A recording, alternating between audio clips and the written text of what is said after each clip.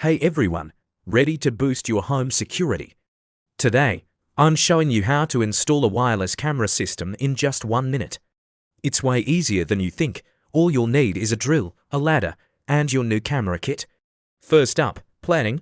Walk around your property and find the key spots.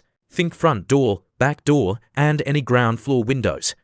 Make sure your Wi-Fi signal is strong in these areas for a stable connection. Next, grab your phone.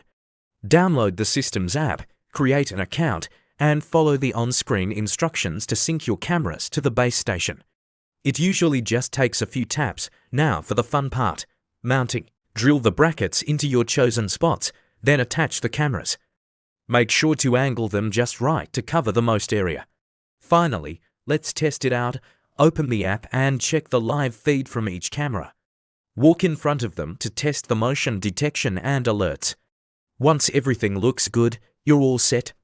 Enjoy that extra peace of mind. Thanks for watching.